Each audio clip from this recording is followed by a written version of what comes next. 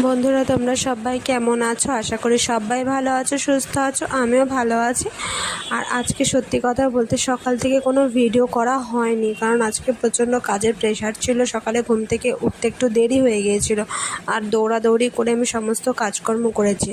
আর একটা কথা তোমাদের সবার সাথে এতদিন ধরে ভিডিও করছি, শেয়ার করা হয়নি যদিও বা এই কথাটা, তো আজকে একটু শেয়ার করি তোমাদের সাথে। আমি অ্যাকচুয়ালি সকালবেলা সমস্ত কাজকর্ম করে আমি এক জায়গায় কাজ করি, একটা প্রাইভেট একটা জব করি।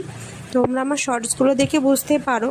তো আমি এক জায়গায় জব করি, তো সকালে উঠে সমস্ত কাজকর্ম করে আমাকে কাজে চলে আসতে হয়। 10টার মধ্যে আমাকে কাজে ঢুকে যেতে হয়, যার জন্য রোজ আমি ভিডিও করতে পারি না। আর তার উপরে দেখো, আমাকে মোবাইল ধরার মতো কেউ নেই, কেউ মোবাইলে ভিডিও করে দেয় না। আমাকে নিজের মোবাইল নিজে এক জায়গায় রেখে ভিডিও অন করে কাজকর্ম একটু একটু করে তুলে ধরতে হয়, ভিডিওর মধ্যে ধরে তারপর সেই মোবাইল থেকে এডিট করে ছাড়তে হয়। মানে সত্যি কথা বলতে প্রচণ্ড প্রবলেম, যার জন্য রোজ দিন ভিডিও করা সম্ভব হচ্ছে না। তবুও দেখো, ভিডিও করি বা না করি, মোবাইলে যদি কিছু ভিডিও থাকে, পুরোনো ভিডিও, সেটাই তোমাদের সাথে শেয়ার করব। তোমাদের যদি মনে হয় ভালো লাগে, তোমরা সেটাই দেখবে। আজকে যেমন যে ভিডিওটা তোমাদের সাথে শেয়ার করেছি, এটা হচ্ছে অ্যানি আর জ্যাক, আমার দুটো পাপির ভিডিও। তো এই ভিডিওটা প্রায় 8-9 মাস আগের ভিডিও। এটা মানে আমি আগে যে বাড়িতে ভাড়া থাকতাম সেই বাড়ির ভিডিও, যদিও বা সেই বাড়িটা ছেড়ে দিয়ে এখন যে ভিডিও তোমরা দেখো, টিনের ঘর, সেই বাড়ির ভিডিও তোমাদের সাথে আমি শেয়ার করি। আর আগে আমি যে বাড়িটা থাকতাম সেটা ছাদের বাড়ি ছিল, বাট আমার পক্ষে একটু প্রবলেম হয়ে যাওয়ার কারণে আমাকে সেই বাড়িটা ছাড়তে হয়েছে।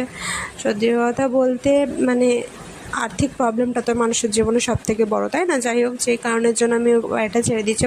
প্রচুর ভাড়া ছিল বাড়িটা, আমার পক্ষে চালানো সম্ভব হচ্ছিল না, যার ওই বাড়িটা ছেড়ে আমি এই টিনের বাড়িটাতে এসেছি। তবে হ্যাঁ, টিনের ঘর হতে পারে ঠিকই এটা, কিন্তু আমার এখানে বেশি ভালো লাগে। তার কারণ আশেপাশে গাছপালা, পরিবেশ, সমস্ত কিছু এখানে দেখা যায়। তোমরা ভিডিওর মাধ্যমে সব কিছু দেখো। বাট আগে যে বাড়িটায় থাকতাম, ভাড়াটাও প্রচণ্ড বেশি ছিল, কিন্তু মানে ঘরের মধ্যেই সব কিছু ছিল, ঘর থেকে বেরোনোর কোনো উপায় ছিল না। মানে চোখ খুলে যে এখানে গাছপালা দেখতে পাচ্ছি, ওখানে এমন কোনো সিচুয়েশান ছিল না দেখার মতো।